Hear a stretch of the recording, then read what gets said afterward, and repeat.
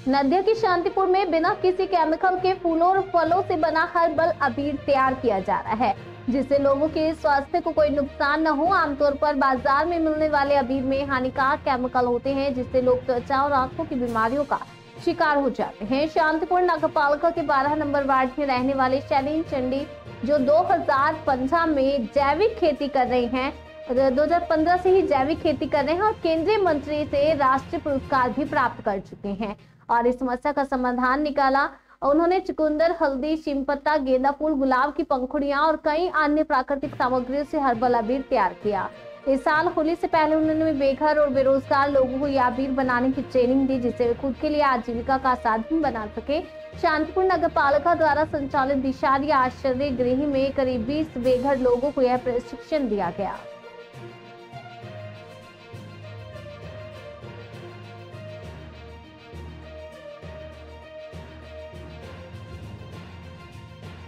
দাদা, এই দিশারির দায়িত্বে আপনি রয়েছেন, যেটা পৌরসভা পরিচালিত।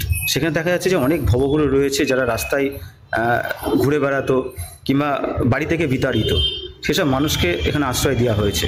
সেই সঙ্গে দেখা যাচ্ছে সামনে দোল উৎসব, এখানে ভেষজ আবির তৈরি করাও শেখানো হচ্ছে। মূলত কারণটা কি এবং এই ভেষজ আবির তারা কিভাবে ব্যবহার করবে?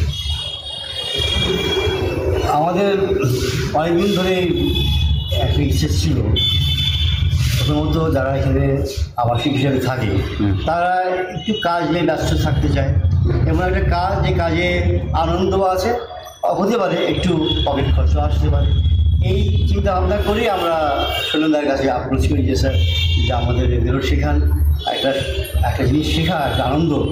তো উনি সারা দিয়ে আমাদের শিখিয়েছেন এবং এই যারা দেখছেন এরাই সব করেছে, উনি আমাদের গাইড করেছেন। এবং এই বছর এই যে উৎসব হবে, আমরা চেষ্টা করবো আমাদের নিজের হাতে বানিয়ে যে রঙগুলো করেছি আমরা সবই একদম ভেজিটেবল কালার যাকে বলে, আমাদের শিম গাছের পাতা দিয়ে হয়েছে, নিজেদের এই গেঁদে ফুলের পাতা দিয়ে হয়েছে, ফুল দিয়ে বিট দিয়ে হয়েছে। তো এইসব আমাদের একটা কী বলবো, খুব আনন্দের। এই জন্য আমরা জানতাম না যে এত জিনিস হতে পারে সামান্য জিনিস দিয়ে। তো এরা খুব খুশি এবং আশা করছি সামনের বছর আমরা বেশ কয়েক সপ্তাহ আগে রেডি হয়ে যাব, যেন নিজেদের ইউজ এবং এটা আরও কী বলবো কমার্শিয়াল পয়েন্ট না হলেও অন্তত প্রচার হোক যে এখানে এরকম ভেষজ কালার পাওয়া যায়। আচ্ছা, যারা আজকে বাড়ি থেকে বিতাড়িত, যারা আজকে কর্মহীন অবস্থায় আজকে দিশারিতে রয়েছে এবং তাদের 3 বেলা খাবার এবং পরিচর্যার জন্য ব্যবস্থা করছেন, সেখানে এই যে আবৃত্তি শেখানোর কাজ চলছে, আগামী দিনে কোনো দিশার আলো দেখতে পারবে তারা এখান থেকে কোনো রোজগারের?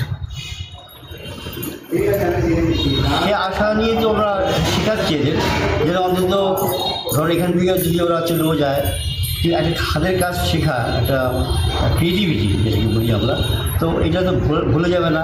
চেষ্টা করলে এটা কমার্শিয়াল পয়েন্টও যেতে পারে। দাদা, আপনি এই যে ভেষজ আবির তৈরি করছেন, যেখানে বিভিন্ন উপকরণ মিশাচ্ছেন, যেমন হচ্ছে বিট মিশাচ্ছেন, কখনো দেখা যাচ্ছে কাঁচা হলুদ মিশাচ্ছেন, বিভিন্ন রং তৈরি হচ্ছে, সেখানে দাঁড়িয়ে এই যে আমরা দেখেছিলাম দোল পূর্ণিমার আগে যে দোল উৎসব, সেখানে বিভিন্ন আবির কিন্তু বিভিন্ন কেমিক্যালের দ্বারা তৈরি হয়, সেখানে মানুষের শারীরিক অসুস্থতা বলতে পারেন এবং স্কিনের সমস্যা হতে পারে, কিন্তু আপনাদের এই আবির তৈরির মধ্যে কী বিশেষত্ব রয়েছে?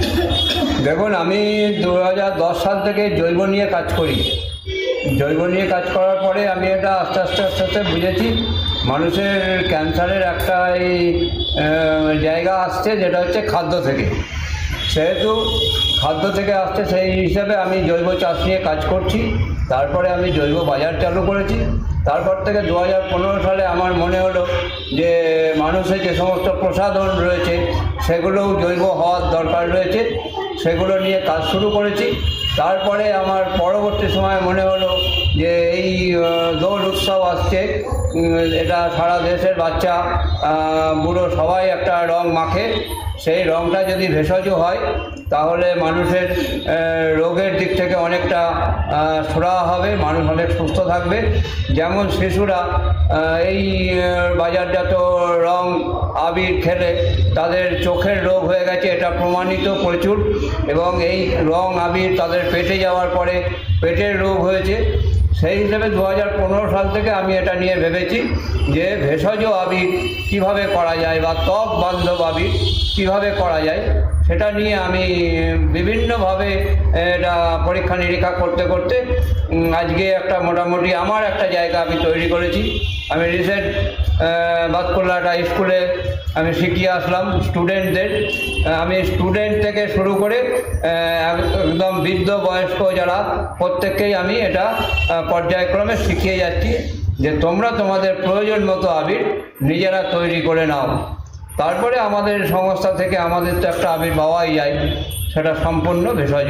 আচ্ছা, এটা কি কখনো মার্কেট সুলভ কিংবা বলতে পারেন যে বাজারজাত করা সম্ভব হয়েছে এখনো পর্যন্ত? আমি আমার যে সমস্ত চেনটা রয়েছে সেখান থেকে আমার একটা বাজারজাত হয়। আমি এটা নিয়ে 2010 সাল থেকে কাজ করার পর 2018 সাল থেকে সরাসরি বেশ কিছু কাউন্টারে আমার উৎপাদিত পণ্য যায়। সেখানে আমাদের উৎপাদিত ভেষজ আবির, যেমন পা ফাটার জন্য এখানে যিনি রয়েছেন দায়িত্বে, ওনার অনেক আবার বিরাট কিছু রোজগার